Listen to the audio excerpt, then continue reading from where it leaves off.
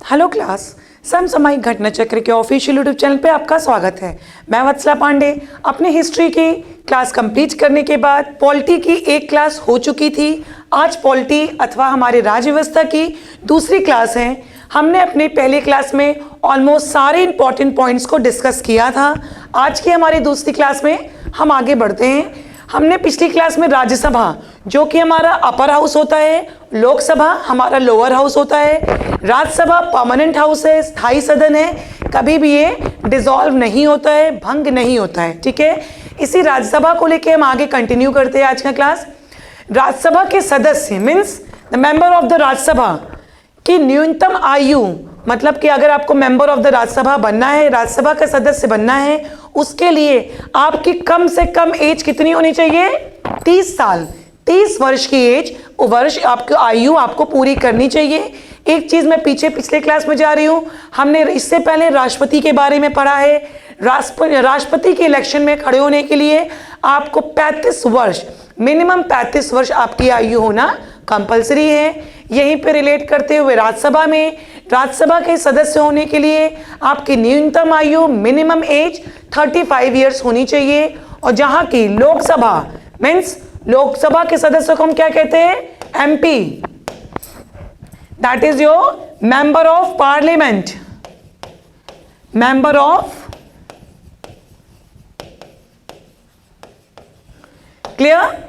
राज्यसभा के मेंबर के लिए 30 साल की आयु पूरी होनी चाहिए। मेंबर ऑफ लोकसभा, लोकसभा के सदस्य के लिए मिनिमम आयु कितनी होनी चाहिए? 25 वर्ष होना आवश्यक है। मतलब आपको अगर एमपी बनना है तो एमपी बनने के लिए आपको 25 वर्ष की आयु, 25 ईयर्स के आपको मिनिमम होना चाहिए। ठीक है, आपकी एज मिनिमम 25 वर्ष होना चाहिए। ओके, लोकसभा के बारे में हमने पढ़ा था, 6 वर्ष उनका कार्यकाल रहता है। हर 2 साल पे 1/3 सदस्य वहां के रिटायर होते रहते हैं। ठीक है, वो एक स्थायी सदन है, कभी भी उसे भंग नहीं किया जा सकता। लेकिन लोकसभा हमारा निचला हाउस, लोअर हाउस, इससे विपरीत है।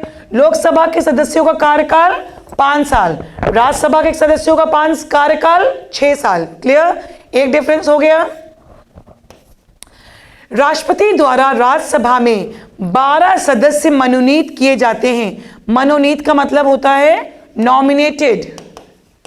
ठीक है, मनोनीत का मतलब होता है नॉमिनेटेड। मतलब राज्यसभा के जो मेंबर्स हैं उनमें से 12 मेंबर ऐसे होते हैं जिन्हें कि हर साल हमारे रिस्पेक्टेड आदरणीय राष्ट्रपति मनोनीत कर सकते हैं, नॉमिनेट कर सकते हैं। वो अलग अलग फील्ड के होंगे, साहित्य से भी होंगे, मनोरंजन से भी होंगे, खेलकूद से भी होंगे, पॉलिटिक्स से भी होंगे, किसी भी तरीके के किसी भी फील्ड से रिलेटेड वो 12 कोई भी मेंबर्स को नॉमिनेट कर सकते हैं for the member of Rajya Sabha. Clear? देखिए, जो कि कला से, विज्ञान से, समाज सेवा या साहित्य, ठीक है, क्षेत्र में विशेष ज्ञान या अनुभव रखते हो, मतलब कि कला, विज्ञान, समाज सेवा और आपके साहित्य, इनके एक्सपीरियंस, ठीक है, एक्सपीरियंस आपके वार्डन होने चाहिए, एक्सपीरियंस पर्सन होने चाहिए इन फील्ड में। ऐसे इंसान को, ऐसे व्यक्तियों, सदस्यों को राष्ट्रपति राज्यसभा के मेंबर होने के लिए, सदस्य होने के लिए नॉमिनेट या मनोनीत कर सकते हैं। क्लियर? राज्यसभा की अधिकतम सदस्य, ओके, ये बहुत इंपॉर्टेंट, पूरी स्लाइड ही इंपॉर्टेंट है। हम ये नहीं कहेंगे कि हाँ ये इंपॉर्टेंट है, ये नहीं। अगर मैं किसी पॉइंट को कहूंगी ये इंपॉर्टेंट है तो अगले पॉइंट में जिसको नहीं कहूंगी आपको लगेगा वो इंपॉर्टेंट नहीं था, मैम ने ये कहा था। लेकिन पॉलिटी की जो ये क्लासेस चल रही हैं, ये सारे मोस्ट इंपॉर्टेंट रिपीटेड क्वेश्चंस ही आपके स्लाइड्स में बने हुए हैं, तो ये सारे पॉइंट्स इंपॉर्टेंट है। राज्यसभा के अधिकतम सदस्य, मैक्सिमम नंबर राज्यसभा में कितने हैं? 250। ठीक है, 250 राज्यसभा में सदस्यों की संख्या maximum 250। Okay, maximum members in Lok Sabha 550, जिसके बारे में जो हमारा ये प्राइम मिनिस्टर का चुनाव होता है, लोकसभा इलेक्शंस होते हैं, तो कितने टोटल सीट्स के इलेक्शन होते हैं? 550 दिया गया है। अप्रॉक्स 530 पर इलेक्शन होते हैं। बाकी के 20 से 25 किसी ना किसी रीजन से सीट छूटी रहती है। टोटल 525 से 30 के बीच में इलेक्शन लड़ा जाता है फॉर द स्टेबल गवर्नमेंट। ठीक है, तो राज्यसभा के अधिकतम सदस्य कितने हुए? 250। लोकसभा के अधिकतम सदस्य कितने हुए? 550। क्लियर? भारत के प्रथम प्रधानमंत्री, अब लोकसभा की बात हो गई तो हमारे प्रधानमंत्री लोकसभा लोअर हाउस से ही आते हैं, जिसकी पार्टी में जितने एमपीज जीते हैं वो पार्टी मेजॉरिटी क्लेम करती है और उन्हीं का head as a prime minister act होता है। ठीक है, तो अब यहाँ पे पॉइंट आ रहा है, भारत के प्रथम प्रधानमंत्री आप सबको पता होगा पंडित जवाहरलाल नेहरू। नेक्स्ट पॉइंट, इंदिरा गांधी भारत की प्रथम महिला प्रधानमंत्री थी। ठीक है, अभी तक भी वही हैं। ठीक है, भारत की पहली महिला प्रधानमंत्री इंदिरा गांधी जी थी। वर्तमान में भारत के प्रधानमंत्री आप सबको पता है नरेंद्र मोदी। भारत के प्रधानमंत्री के रूप में सबसे लंबा कार्यकाल किसका था? That is Pandit Jawaharlal Nehru. ठीक है, 16 साल 286 दिन, अप्रॉक्स 17 साल में 1 महीना या 3 महीने कम, 100 दिन आप लगभग कम कर लीजिए, 100 दिन भी क्यों, 365, 80 दिन कम कर लीजिए, लगभग क्या 16 साल 286 दिन, आज तक के सबसे ज्यादा टाइम तक प्रधानमंत्री जो रहे हैं वो है पंडित जवाहरलाल नेहरू। इनका कार्यकाल 16 वर्ष 286 दिन का था। ठीक है, next point, Ganesh Vasudev Mavalankar. Okay, Ganesh Vasudev Mavalankar ये भारत के पहले प्रथम लोकसभा अध्यक्ष थे। ठीक है, अभी क्वेश्चन पूछा जाता है, क्वेश्चन सारे ही पूछे गए हैं कि भारत का पहला लोकसभा के अध्यक्ष कौन थे या भारत का पहला लोकसभा के स्पीकर कौन थे। अध्यक्ष ही हमारे क्या होते हैं? स्पीकर होते हैं। ठीक है, ये आपको पता होना चाहिए। लोकसभा के हमारे जो अध्यक्ष होते हैं वही लोकसभा के स्पीकर भी होते हैं। तो भारत के पहले हमारे स्पीकर या भारत के प्रथम लोकसभा अध्यक्ष कौन थे? Ganesh Vasudev Mavalankar. Clear? Next point, M Ananth Shayanam Ayyangar. ठीक है, एम अनंत शानम अयंगर दूसरे लोकसभा अध्यक्ष थे। मोस्टली पहले पूछा जाता है लेकिन दूसरा भी पूछ सकते, यू नेवर नो कब कहाँ कैसे कौन सा क्वेश्चन पूछा जाए। सो पहले के साथ हमेशा टॉप 3 आया था ये किसी ना किसी चीजों में। तो यहाँ पे पहले कौन थे? गणेश वासुदेव मावलंकर। दूसरे लोकसभा के अध्यक्ष एम अनंत शानम अयंगर, ये दूसरे लोकसभा के अध्यक्ष थे।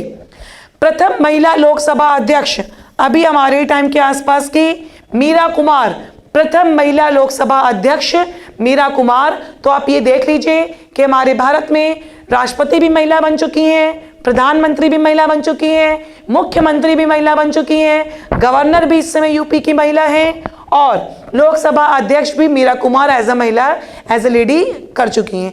मतलब जितनी भी इंपॉर्टेंट पोस्ट है they all are covered with the womens. ठीक है, a great example of the women empowerment. Okay, next, अब इस समय के देखिए पहले कौन से हैं?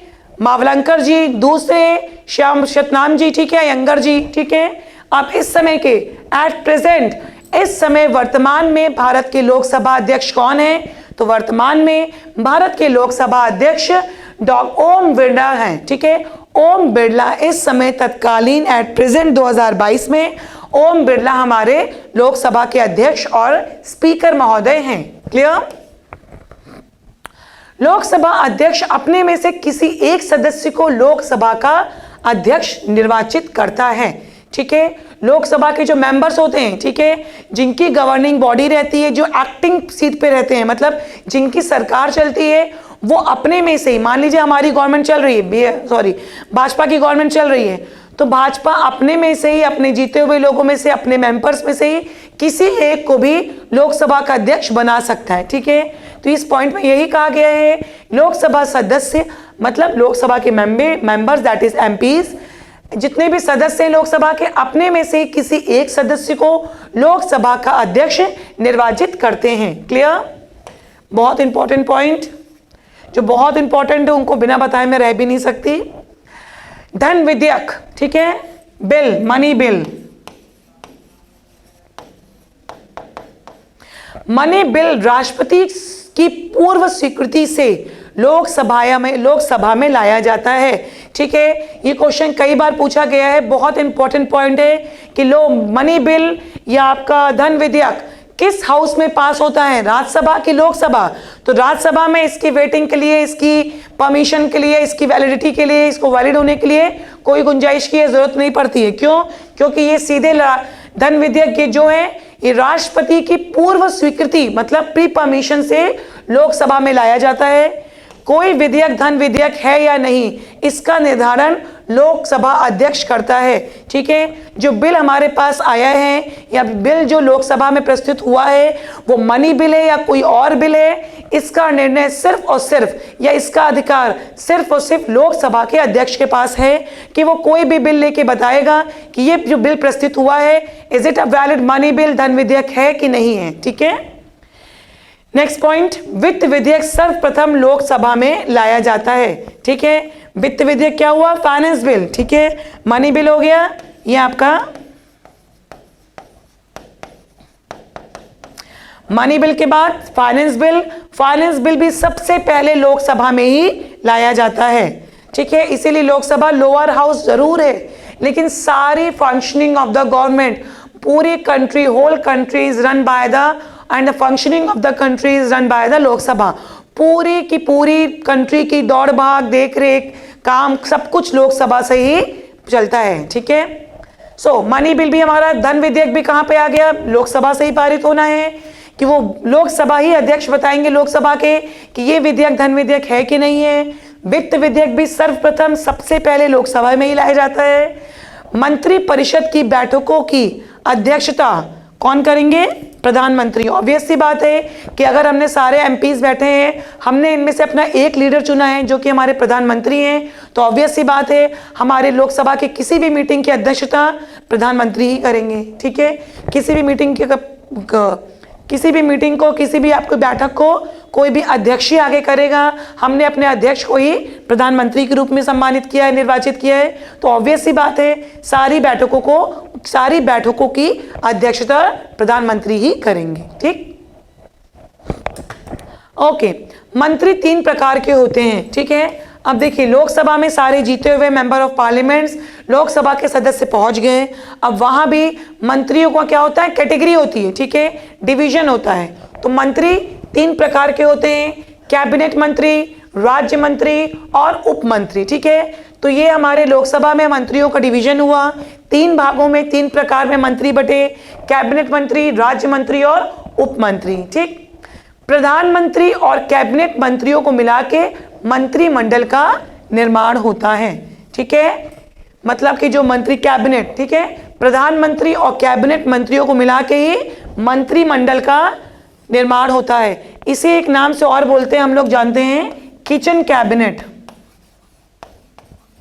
लोकसभा का किचन कैबिनेट ये कैसे बनता है? प्रधानमंत्री और कैबिनेट मंत्रियों को मिला के ये किचन कैबिनेट जो कि है मंत्रिमंडल का निर्माण होता है। ठीक है, तथा प्रधानमंत्री प्लस अन्य मंत्री। अब देखिए कैबिनेट 3 प्रकार के मंत्री थे, कैबिनेट मंत्री, राज्य मंत्री और उप मंत्री। प्रधानमंत्री और कैबिनेट मंत्री को मिला के क्या बने? हमारा मंत्रिमंडल बन गया। ठीक है, अब उसके बाद प्रधानमंत्री और अन्य मंत्रियों को मिला के, प्रधानमंत्री और अन्य मंत्रियों को मिला क्या बन जाएगा?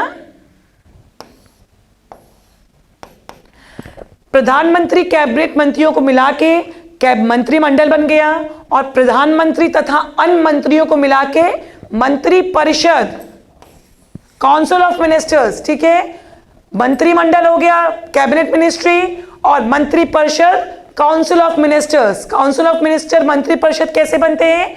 प्रधानमंत्री तथा अन्य मंत्रियों को मिला के मंत्री परिषद का गठन होता है। इससे पहले प्रधानमंत्री और कैबिनेट मंत्रियों को मिला के मंत्रिमंडल बनता है। ठीक है, नेक्स्ट पॉइंट, नीति आयोग। हमने इससे पहले अपने हिस्ट्री में पढ़ चुके थे कि पहले हमारा 5 प्लान था, 5 वर्षीय योजना थी, इकोनॉमिक्स में भी पढ़े थे। 5 वर्षीय योजनाओं को 5 ईयर प्लान को खत्म करके नीति आयोग का गठन किया गया। नीति आयोग के अध्यक्ष कौन होते हैं? प्रधानमंत्री। ये हमें पहले से ही पता है। ओके, नेक्स्ट लास्ट पॉइंट, 1 जनवरी 1915। ठीक है, 1 जनवरी 1915 को योजना आयोग पंचवर्षीय जो प्लानिंग कमीशन, ठीक है, प्लानिंग कमीशन हमारा ही पंचवर्षीय आयु रहती है।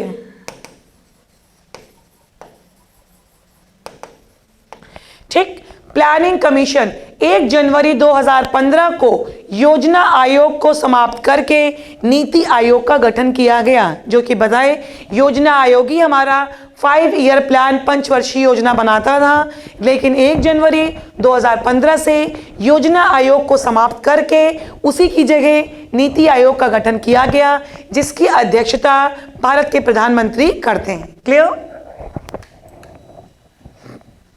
नीति आयोग के वर्तमान उपाध्यक्ष राजीव कुमार हैं। ठीक है, नीति आयोग के इस समय वर्तमान में जो उपाध्यक्ष हैं वो कौन है? राजीव कुमार हैं। लेकिन एक क्वेश्चन और बन रहा है यहां से कि नीति आयोग के पहले उपाध्यक्ष कौन थे? अरविंद पंगड़िया। ठीक है, अरविंद पंगड़िया नीति आयोग के पहले उपाध्यक्ष थे।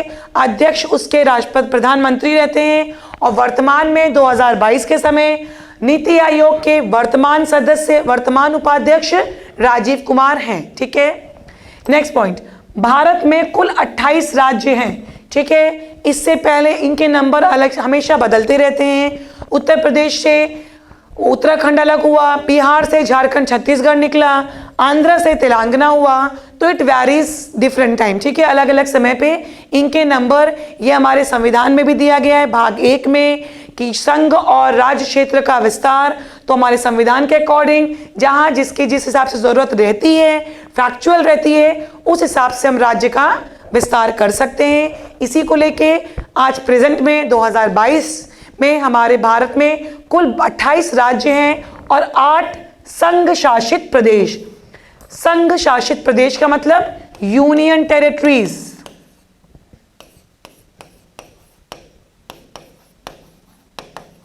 ठीक, सो जिसे हम यूटीज भी बोलते हैं। ठीक, इसको शॉर्ट फॉर्म में यूटीज भी कहते हैं। राज्य आपको पता है कि स्टेट होता है। क्लियर? तो एट प्रेजेंट इन 2022 हमारे भारत में टोटल 28 राज्य हैं और 8 संघ शासित प्रदेश हैं। क्लियर? नेक्स्ट पॉइंट, राज्य और संघ शासित प्रदेशों को भारतीय संविधान की प्रथम अनुसूची में शामिल किया गया है, जिसको कि स्लाइड ओपन करते ही मैंने बताया कि हम पिछले क्लास के पॉलिटी के पहले क्लास में ही पढ़े थे कि ये हमारे भारत के संविधान में लिखित है कि भाग 1 में कि भारत संविधान के प्रथम अनुसूची में शामिल किया गया है भारत के राज्य तथा उनके संघ शासित प्रदेश के बारे में। क्लियर? लिस्ट 1 में, अनुसूची मतलब लिस्ट 1 में। ओके, MS फातिमा बीबी, देखिए हमने president, prime minister, chief minister, Lok Sabha अध्यक्ष सबका नाम ले लिया। Chief justice of supreme court बची थी। MS फातिमा बीबी सुप्रीम कोर्ट की पहली महिला न्यायाधीश थी। ठीक है, तो हमारे जुडिशियल सिस्टम में भी आ गई लेडीज कि MS फातिमा बीबी उच्चतम न्यायालय की प्रथम महिला न्यायाधीश थी। ठीक है, वर्तमान में उच्चतम न्यायालय के मुख्य न्यायाधीश शरद अरविंद बोबडे हैं। ठीक है, चीफ जस्टिस ऑफ इंडिया। इस समय के चीफ जस्टिस कौन है? CJI कौन है हमारे? ये क्वेश्चन पूछे जाते हैं। ठीक है, तो अभी वर्तमान में chief justice of India supreme court कौन है? Sharad Arvind Bobde. Sharad Arvind Bobde is the present chief justice of India. ठीक है, he is the present CJI of India. Okay, next point, उच्चतम न्यायालय के मुख्य न्यायाधीशों की नियुक्ति कौन करता है? राष्ट्रपति। ऑब्वियस सी बात है, राष्ट्रपति और सुप्रीम कोर्ट के चीफ जस्टिस, ये दो सुप्रीम पावर है हमारे लेजिस्लेचर की, हमारे भारतीय व्यवस्था की। तो राष्ट्रपति को शपथ कौन दिलाएगा? Chief justice. ठीक है, CJI दिलाएंगे और CJI की नियुक्ति कौन करेगा? राष्ट्रपति। तो ये प्रोसेस वाइसे वर्सा एक दूसरे से रिलेट करते हुए चलता है। ठीक है, वर्तमान में सुप्रीम कोर्ट उच्चतम न्यायालय में एक मुख्य और 33 अन्य न्यायाधीश हैं। ये पॉइंट पूछा जाता है कि वर्तमान में कि इस समय की व्यवस्था के अनुसार कितने जजेस हैं और कितने वो हैं। तो जजेस ठीक, मुख्य तो एक ही रहेगा, चीफ जस्टिस हमेशा एक रहेगा। तो जो अरविंद बोबडे जी हैं, ठीक है, शरद अरविंद बोबडे, ठीक है, शरद अरविंद बोबडे हमारे चीफ जस्टिस ऑफ इंडिया हैं, उच्चतम न्यायालय के मुख्य न्यायाधीश हैं। इनके अलावा वर्तमान में उच्चतम न्यायालय में टोटल 33 और न्यायाधीश हैं। मतलब एट प्रेजेंट वर्तमान में टोटल हमारे उच्चतम न्यायालय में 34 न्यायाधीश नियुक्त काम कर रहे हैं, जिसमें कि एक शरद अरविंद बोबडे हमारे सीजेआई हैं, मतलब चीफ जस्टिस हैं, और बाकी के 33 जजेस उनके साथ सुप्रीम कोर्ट में हैं। ठीक है। भारत के राष्ट्रपति का वेतन एवं भत्ता तथा अन्य व्यय संचित निधि, ठीक है, देखिए दो तरीके की निधियां होती है, एक कंटिजेंसी होती है, एक कंसोलिडेटेड होती है। ठीक है, तो संचित निधि को हम इंग्लिश में कहेंगे कंसोलिडेटेड, कंसोलिडेटेड, ठीक है, कंसोलिडेटेड होती है, एक संचित होती है, एक कंटीजेंसी होती है। कंटीजेंसी के फंड हमेशा इमरजेंसी में निकाले जाते हैं, बाकी सारे हाई ऑफिशियल्स के, चाहे वो हमारे सीएजी हो, सुप्रीम कोर्ट के जज हो, न्यायाधीश हो, हमारे राष्ट्रपति हो, उपराष्ट्रपति हो, इन सब की वेतन भत्ता जितने भी अन्य चीजें हैं ये सारे संचित निधि से, कंसोलिडेटेड फंड ऑफ इंडिया से निकाले जाते हैं। तो जितने भी हमारे हाई ऑफिशियल्स हैं, high power command of India है, इनकी सबकी सैलरी, अलाउंसेस जो भी है, हिंदी में हम इन्हें कह रहे हैं भत्ता, वेतन और जितने भी अन्य सारे पैसे रिलेटेड चीजें हैं, ये सारे व्यय खर्च कहां से निकलते हैं? संचित निधि से इनको दिए जाते हैं। ठीक है, ओके। राज्यसभा सभापति मतलब कि हमारे वाइस प्रेसिडेंट जो रहते हैं, सभापति, उपसभापति, लोकसभा अध्यक्ष एवं उपाध्यक्ष के वेतन निधि भी संचित निधि से ही प्रदान किए जाते हैं। जैसे कि हमने बताया, जितने भी हमारे हाई पावर्स हैं, जितने भी मेंबर्स ऐसे हैं, चाहे वो प्रधानमंत्री हो, राष्ट्रपति हो, सुप्रीम कोर्ट के जज हो, चीफ जस्टिस हो, राज्यसभा के सभापति हो, लोकसभा के अध्यक्ष हो, इन सबके वेतन भत्ते ये सारे संचित निधि से ही दिए जाते हैं। क्लियर? ओके। भारत के नियंत्रक महालेखा परीक्षक, अभी हमने सीएजी का नाम लिया, इनको इंग्लिश में सीएजी कहते हैं, full form controller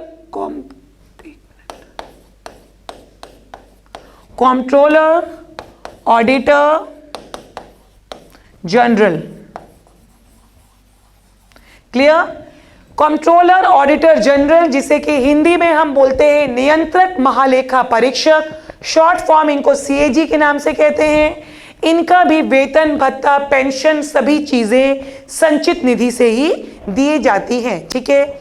Uttar Pradesh के उच्च न्यायालय की मुख्य पीठ इलाहाबाद प्रयागराज में स्थित है। ऑब्वियस सी बात है, we are happy to have this high court in our city. ठीक है, हमारे उत्तर प्रदेश का जो हाई कोर्ट है, मेनली हर जगह नहीं कहेंगे, मोस्टली, लेकिन तब भी ज्यादातर जगहों पर जितने भी हाई कोर्ट हैं वो कैपिटल सिटीज में हैं। लेकिन कुछ अपवाद हैं, जैसे कि हमारा उत्तर प्रदेश है, लखनऊ में बेंच है, लेकिन जो मेन हाई कोर्ट है, यूपी का उच्च न्यायालय है, वो हमारे इलाहाबाद प्रयागराज में स्थित है। ठीक है। भारत का सर्वोच्च न्यायालय नई दिल्ली में है, ये आप सबको पता होगा। सर्वोच्च न्यायालय की न्यायाधीशों की सेवानिवृत्ति मीन्स रिटायरमेंट एज ऑफ जज of supreme court 65 years. Supreme court के जज कितने साल में रिटायर होते हैं? 65 ईयर्स। बाकी की जगह में 60 साल है, बैंकिंग सेक्टर्स में 60 साल है, एजुकेशन सेक्टर में 62 ईयर्स है, लेकिन सुप्रीम कोर्ट के जज की रिटायरमेंट की एज 65 है। तो इन अलग अलग एज अलग अलग डिपार्टमेंट में है। कभी भी ये सोच के मत लगाइएगा कि 60 साल का रिटायरमेंट है, हर जगह अलग अलग है। तो ये चीज आपको हर जगह से वाकिफ होना चाहिए, नोट करना चाहिए। ठीक। सर्वोच्चतम न्यायालय न्यायाधीशों की 65 वर्ष की आयु के पूर्व भी संसद सदस्यों के बाहर कदाचार और असमर्थता के आरोप पर लगा के उन्हें महाभियोग द्वारा उनके पद से हटाया जाता है। सेम प्रोसीजर अगर हमारे राष्ट्रपति के लिए है, अगर हमारे राष्ट्रपति को किसी न किसी रीजन से, किसी प्रोसेस से उनके पद से हटा सकते हैं, तो किसी को भी हटा सकते हैं। तो राष्ट्रपति के बाद दूसरा सबसे उच्चतम पद जो आता है वो सर्वोच्च न्यायालय के मुख्य न्यायाधीश का आया। इसमें भी इन्होंने कहा है कि सर्वोच्च न्यायालय के मुख्य न्यायाधीश की रिटायरमेंट की एज भले ही 65 साल हो, लेकिन किसी गलत काम के लिए, किसी कदाचार के लिए या किसी असमर्थता मतलब इनकैपेबिलिटीज, अयोग्यता के कारण, किसी भी कारण अगर उनको कोई कमी निकली है तो उन्हें भी महाभियोग या इम्पीचमेंट, कल हमने ये वर्ड यूज किया था लास्ट क्लास में, impeachment, by the process of impeachment या महाभियोग द्वारा जिस रास्ते से, जिस प्रोसेस से राष्ट्रपति को निकाला जा सकता था, वैसे ही सेम प्रोसेस महाभियोग द्वारा उच्चतम न्यायालय के न्यायाधीश को भी हटाया, पद से उनके हटाया जा सकता है। क्लियर? नेक्स्ट पॉइंट, भारत के नियंत्रक एवं महालेखक परीक्षक, आपके शॉर्ट में CAG, ठीक है, इतना बड़ा इनके नाम से अच्छा शॉर्ट में CAG का कार्यकाल। CAG का कार्यकाल 6 वर्ष होता है। इंपॉर्टेंट है क्योंकि मेनली हमारी गवर्नमेंट जितनी रन होती है 5 साल का कार्यकाल में पूरी होती है, लेकिन अभी देखिए हमने लोकसभा के सदस्य की बात की 5 साल, प्रधानमंत्री 5 साल, राष्ट्रपति 5 साल, लेकिन राज्यसभा के सदस्य 6 साल, CAG 6 साल, जजेस की कोई आयु ऐसी नहीं है कि आप 5 साल 6 साल काम करेंगे, 6 महीना भी कर सकते हैं, 6 साल भी कर सकते हैं, लेकिन it should be attend till 65, age of 65 तक ही वो अपना काम कर सकते हैं। लेकिन CAG के लिए, बाकी गवर्निंग बॉडीज के लिए जैसे कि मेंशन है कि CAG का हमारा कार्यकाल 6 वर्ष का होता है और एज 65 साल। अब इनमें से जो पहले आ जाएगा, अगर 6 साल पूरा कर लिया है तो उनको उनके पद से हटना पड़ेगा, और अगर 6 साल नहीं पूरा हुआ है, 4 साल, हमारा अपॉइंटमेंट 64 में ही हुआ है, 63 में ही हुआ है, हमने 2 साल का ही टेन्योर पूरा किया है, तो हमें 2 साल बाद ही जॉब छोड़नी पड़ेगी, पद छोड़ना पड़ेगा। क्यों? क्योंकि हमारी एज 65 साल हो गई है। तो 65 साल या 6 वर्ष, इन दोनों में जो भी पहले आएगा उसके अकॉर्डिंग आपको अपना पद छोड़ना पड़ेगा।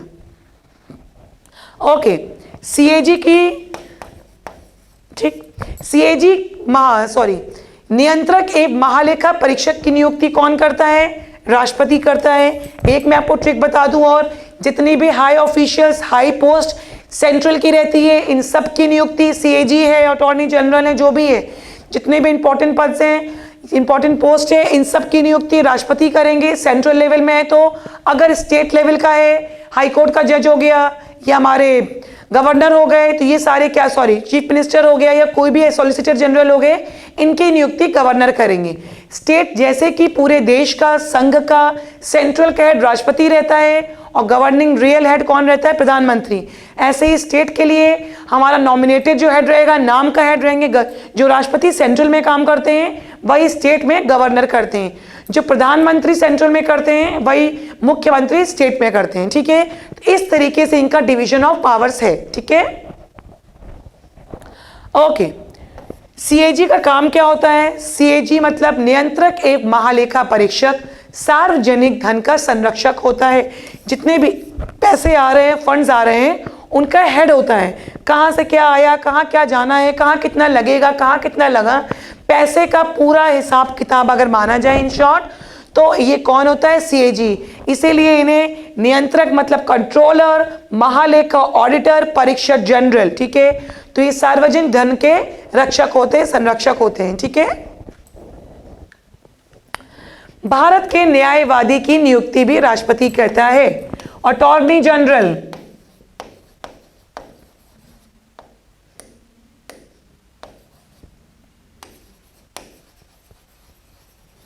ठीक है, भारत के न्यायवादी, न्यायवादी को इंग्लिश में हम कहते हैं attorney general, legal head of the country. ठीक है, अटॉर्नी जनरल कौन हुए? न्यायवादी कौन हुए?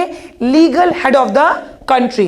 देखिए, सारे न्याय कानून का संबंधित तो हमारे कोर्ट्स हैं, न्यायालय है, सुप्रीम कोर्ट है, हाई कोर्ट है, लेकिन इन सबका एक हेड रहता है जो कि सारे लीगल हेड, मान लीजिए क्या करना चाहिए गवर्नमेंट को, गवर्नमेंट का एक तरीके से लीगल एडवाइजर या लीगल हेड, तो सेंट्रल गवर्नमेंट का हमारा अटॉर्नी जनरल, जिसे कि हिंदी में हम महान्यायवादी कहते हैं, स्टेट में यही हो जाते हैं सॉलिसिटर जनरल। ठीक है, सेंट्रल के अटॉर्नी जनरल और स्टेट के सॉलिसिटर जनरल।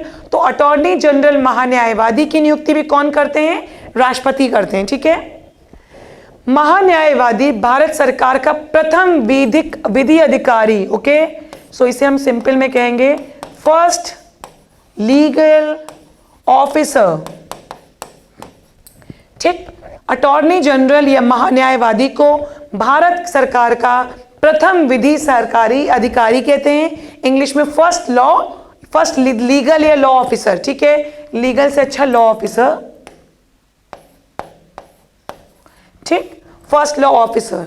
नेक्स्ट पॉइंट, महान्यायवादी को भारत के राज क्षेत्र के सभी न्यायालयों में सुनवाई का अधिकार है। He has full right to go on visit, और किसी भी हेयरिंग में जाके अपील करने का इसे अधिकार है। ऑब्वियस सी बात है, अगर ये first law head of the law officer से, head of the law command से, रूल से, तो ये भारत के किसी भी कोर्ट में जाके सुनवाई कर सकता है। ठीक है, महान्यायवादी संसद की कार्रवाई में भाग ले सकता है। ओके, इंपॉर्टेंट पॉइंट है ये। हमारे अटॉर्नी जनरल के पास ये पावर है कि वो पार्लियामेंट में जाएं, वहां जो भी बहस हो रही है, कार्यवाही हो रही है, काम हो रहा है, उसमें वो पार्ट ले सकते हैं। ठीक है, लेकिन he has no right to vote, परंतु उन्हें मत देने का अधिकार नहीं है।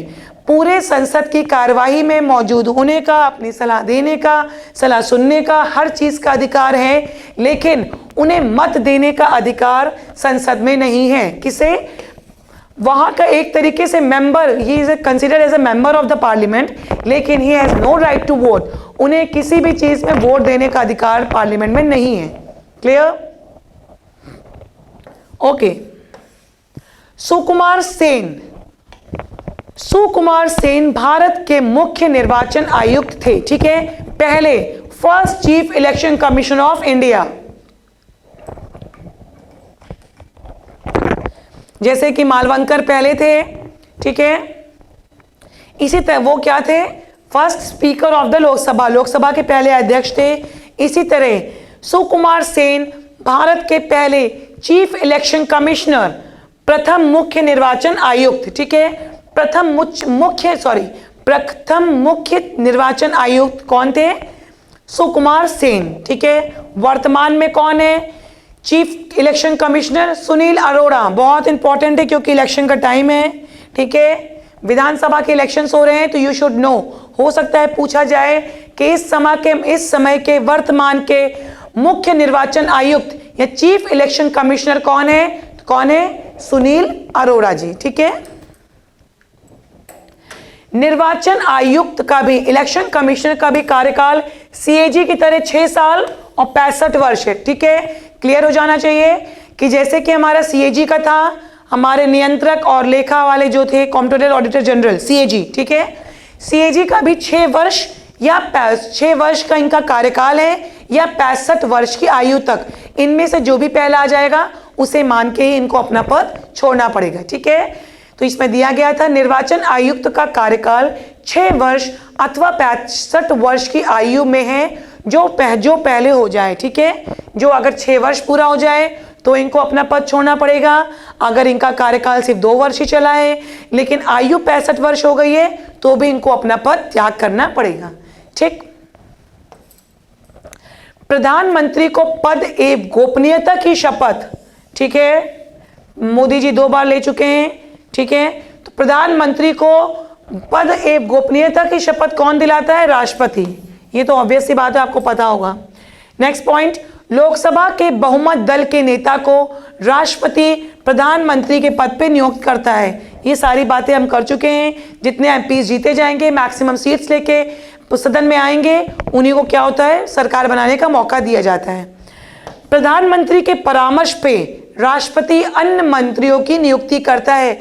ये सिर्फ नाम का रहता है, ऑन पेपर इनका साइन चलता है। किसका? राष्ट्रपति का। बाकी सारा काम हमारे प्रधानमंत्री के द्वारा रहता है। वो लाएंगे, वो चूज करेंगे किसको कौन सा मंत्रिमंडल देना है, किसके साथ क्या करना है, वो लिस्ट तैयार करके देते हैं। फाइनल साइन बाय द राष्ट्रपति। तो इसमें है कि प्रधानमंत्री के परामर्श दिया है, लेकिन ये पूरा डिपेंड अपॉन प्रधानमंत्री होता है। ठीक है, सो प्रधानमंत्री के परामर्श पे राष्ट्रपति अन्य मंत्रियों की नियुक्ति करता है। Already discuss the point.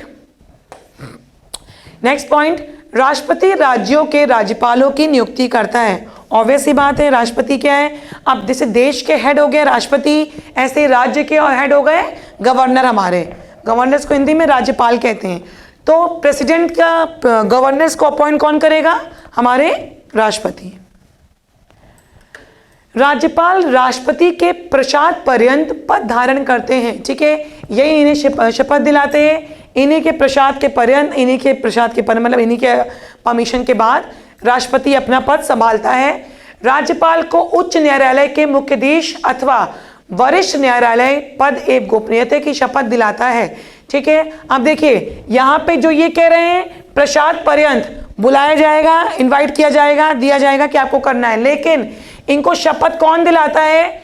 राज्यपाल को हेड ऑफ द जज ऑफ द हाई कोर्ट या chief justice of the high court, ठीक है। या तो हाई कोर्ट के मुख्य न्यायाधीश या वरिष्ठतम न्यायाधीश या कोई सीनियर जज रहेंगे या तो chief justice of high court जो होंगे वो ही हमारे गवर्नर को शपथ दिलाएंगे पद और गोपनीयता की, ठीक है। राष्ट्रपति का मासिक वेतन, महीने की सैलरी इमेजिन कीजिए 5 लाख रुपए, ठीक है। 5 लाख रुपीस पर मंथ। हमारे राष्ट्रपति की सैलरी कितनी है? 5 लाख रुपए महीना, ठीक है। उसके बाद जितने अलाउंस है वो छोड़ दीजिए। उपराष्ट्रपति की 4 लाख, हमारे उपराष्ट्रपति की वेंकैया नायडू जी की 4 लाख, रामनाथ कोविंद 5 लाख, राज्यपाल की गवर्नर आनंदीबेन पटेल इनकी कितनी सैलरी है? 3.5 लाख, 3,50,000, ठीक है। तो ये सारे इनके वेतन है, राष्ट्रपति, उपराष्ट्रपति और हमारे राज्यपाल की, जो कि कहां से दिए जाते हैं? संचित निधि से। इनके सारे वेतन भत्ते संचित निधि से दिए जाते हैं। क्लियर? सर्वोच्च न्यायालय के मुख्य न्यायाधीश का मासिक वेतन 2,80,000 रुपए। Chief justice of supreme court, supreme court के चीफ जस्टिस की वेतन 2,80,000। बाकी के जजेस की कितनी हो गई? 2.5 लाख रुपए, 2,50,000। मतलब चीफ जस्टिस में और नॉर्मल जजेस में 30,000 का फर्क है। चीफ जस्टिस का 2,80,000, बाकी के न्यायाधीशों का, जजेस का 2,50,000। क्लियर? सरोजनी नायडू स्वतंत्र भारत की पहली चीफ मिनिस्टर बनी, पहली गवर्नर बनी, ठीक है। पहली गवर्नर कौन बनी? सरोजनी नायडू। कहाँ की बनी? उत्तर प्रदेश की, ठीक है। सरोजनी नायडू स्वतंत्रता के बाद भारत पहली बार उत्तर प्रदेश की राज्यपाल बनी, जैसे कि हम बता चुके हैं। उत्तर प्रदेश की प्रथम महिला मुख्यमंत्री सुचेता कृपलानी, ठीक है, पहली चीफ मिनिस्टर। उसके बाद तो मायावती भी बन गई, ठीक है, लेकिन first lady chief minister of UP या first lady chief minister of the country तो कौन थी? UP state, not UP. Sucheta Kripalani Uttar Pradesh की प्रथम महिला मुख्यमंत्री बनी। वर्तमान में उत्तर प्रदेश की राज्यपाल मतलब गवर्नर श्रीमती आनंदीबेन पटेल। अभी की हमारी तत्कालीन गवर्नर कौन है? राज्यपाल आनंदीबेन पटेल। ये इससे पहले गुजरात की चीफ मिनिस्टर रह चुकी थी। गुजरात के चीफ मिनिस्टर के बाद डायरेक्टली ये गवर्नर ऑफ उत्तर प्रदेश के आ गई। ओके, नवीन राज्यों के निर्माण का अधिकार भारत की संसद को है, ठीक है। संविधान के भाग 1 में ये चीज दिया गया है कि हम राज्यों को, संघ और राज्यों को उनका विस्तार कर सकते हैं और इसका अधिकार हमारे भारत की संसद के पास है, ठीक है। 2 या 2 से अधिक राज्यों को आपस में जोड़ने तथा उनकी सीमा में परिवर्तन करने का अधिकार सिर्फ और सिर्फ भारत की संसद को है। उत्तर प्रदेश से उत्तराखंड निकाला गया, बिहार से झारखंड, छत्तीसगढ़ हुआ आंध्र प्रदेश से तेलंगाना निकला। तो ये सारे पावर्स, ये सारे जो डिसीजन हुए ये कहां से हुए? संसद से हुए, ठीक है। राज्य महाधिवक्ता की, ठीक है, राज्य महाधिवक्ता की नियुक्ति सॉलिसिटर जनरल, हम इसकी बात कर चुके हैं।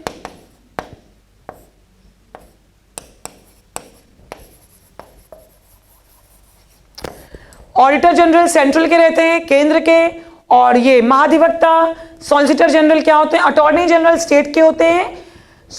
अटॉर्नी जनरल सेंट्रल के रहते हैं और स्टेट के सॉलिसिटर जनरल रहते हैं।